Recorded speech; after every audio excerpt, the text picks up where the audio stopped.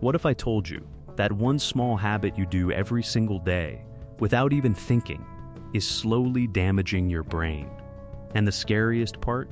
It feels completely normal. You don't question it. You don't notice it. You might even enjoy it. But over time, it's quietly changing how you think, how you feel, and even who you are becoming. Let me ask you something. How often do you pick up your phone just to check something, and suddenly 20 minutes are gone? Or maybe you open one video, just one, and before you know it, you're stuck in an endless loop of scrolling, watching, tapping, without even realizing how you got there. And when you finally stop, you don't even feel satisfied. You just feel drained, empty, a little lost. Why does that happen? Why do we keep going back, even when we know it's wasting our time? Here's the truth. Every time you scroll, your brain gets a small reward, a hit of dopamine. It's the same chemical that makes you feel pleasure, excitement, motivation.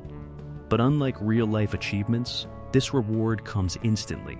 No effort, no waiting, no struggle. Just swipe and reward. Swipe again and another reward. And again and again and again. Now imagine this happening hundreds of times a day. Your brain starts getting used to this fast, easy pleasure, and slowly it begins to change. Because the brain is smart, it adapts to whatever you give it the most. So when it gets constant, quick dopamine, it starts expecting it. It craves it. And suddenly, normal life starts to feel different. Slower, harder, less interesting. Have you noticed this? Things that once felt enjoyable, like reading a book, studying, even having a long conversation, now feel difficult to stay focused on. Your mind wanders. You get restless. You feel the urge to check your phone again. That's not laziness. That's your brain being trained to avoid anything that doesn't give instant reward. And that's where the real damage begins. Because life, real life, doesn't work like social media. Success takes time. Learning takes effort. Relationships take attention. But your brain, after being trained by constant scrolling, starts resisting all of it. And this is where people begin to feel stuck. They want to focus, but can't. They want to grow, but don't. They have goals, but keep delaying them. Not because they don't care, but because their brain has been rewired to choose easy over meaningful. Let me ask you another question. Have you ever sat down to do something important, and within minutes, you feel this strong pull to check your phone, even when you know you shouldn't, even when there's nothing urgent? That feeling, that urge, that's not random. That's conditioning. Your brain has learned that your phone equals quick relief, quick pleasure, quick escape. So whenever something feels boring, difficult, or uncomfortable, it pushes you toward the easiest option. And over time, this creates a dangerous cycle. You avoid effort. You escape into scrolling. You feel temporarily better. Then later, you feel guilty, frustrated, disappointed in yourself. And then what do? You go back to scrolling to escape those feelings again. And the cycle continues, quietly, daily, without you even noticing how deep it's getting. But here's something even more important. This habit doesn't just affect your focus or productivity, it affects your mental health. Constant scrolling exposes you to endless information, endless comparisons, endless noise. You see other people's lives, their success, their happiness, their highlights, and without realizing it, you start comparing. Why is their life better? Why am I not there yet? Why do I feel behind? Even if you know it's not real, it still affects you. Slowly. It creates pressure.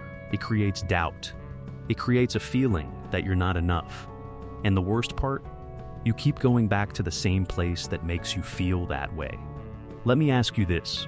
After a long scrolling session, do you feel energized, inspired, clear-minded? Or do you feel tired, distracted, maybe even a little anxious? That's your brain telling you something, but we ignore it. Because the habit is stronger than the awareness. And then there's another hidden effect. Your ability to be alone with your thoughts starts to disappear. Silence becomes uncomfortable. Waiting feels unbearable. Even a few minutes with nothing to do feels like a problem that needs to be fixed. So what do? You reach for your phone. Again. And again. And again. But those quiet moments, those moments of doing nothing, they're actually important. That's when your brain processes things. That's when creativity happens. That's when you understand yourself better. But if every empty moment is filled with noise, with scrolling, with distraction, you lose that connection with yourself. And over time, you may not even realize who you really are, without all the noise. Now pause for a second and think about this. How much of your day is truly yours, not controlled by notifications, not filled with endless content, not influenced by what you see online? Just yours. It's a powerful question, because many people realize the answer is very little. But here's the good news. This habit, no matter how strong it feels, can be changed. You don't need to quit everything. You don't need to disappear from the world. You just need to take back control. Step by step. Start with awareness. The next time you pick up your phone, notice it. Ask yourself, did I choose this, or did it just happen? That one question can break the automatic pattern. Then try this. Create small spaces in your day where you don't use your phone. Maybe when you wake up, maybe during meals, maybe before sleep. Just small moments where your brain gets a break. At first, it will feel strange. You might feel bored, restless, uncomfortable. That's normal, because your brain is not used to slowing down. But if you stay with it, something changes. Your mind becomes calmer. Your thoughts become clearer. You start noticing things again. And slowly, your focus begins to return. Another powerful step? Replace, don't just remove. Instead of scrolling, try doing something that actually gives you real satisfaction. Reading a few pages, writing your thoughts, learning something new, even just going for a walk without your phone. These activities don't give instant pleasure, but they give something deeper, something lasting. And over time, your brain starts to remember what real reward feels like. And here's something important to understand. You're not trying to remove pleasure from your life. You're trying to protect it. Because when everything is instant, nothing feels special anymore. But when you slow down, when you reduce the noise, even simple things start to feel meaningful again. A conversation, a moment of silence, a small achievement. These things start to matter again. And that's when life begins to feel real again. Not rushed, not scattered, but grounded, present, yours. So let me ask you one more question.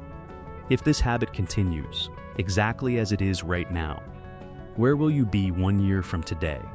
Same patterns? Same distractions? Same frustration? Or worse? Now imagine something different. What if you slowly take control? What if you reduce the noise, even a little? What if you train your brain to focus again, to think clearly, to enjoy real life again? Where could you be then? Because the truth is, this isn't just about your phone. It's about your attention. And your attention is your life. Whatever you give it to grows. Whatever you ignore fades. So if your attention is constantly scattered, your life will feel scattered. But if your attention becomes focused, your life begins to change in ways you can't even imagine yet. And it all starts with something very small. The next time you feel that automatic urge, that pull to unlock your phone, pause, just for a second. Take a breath and ask yourself, is this what I really want to do right now?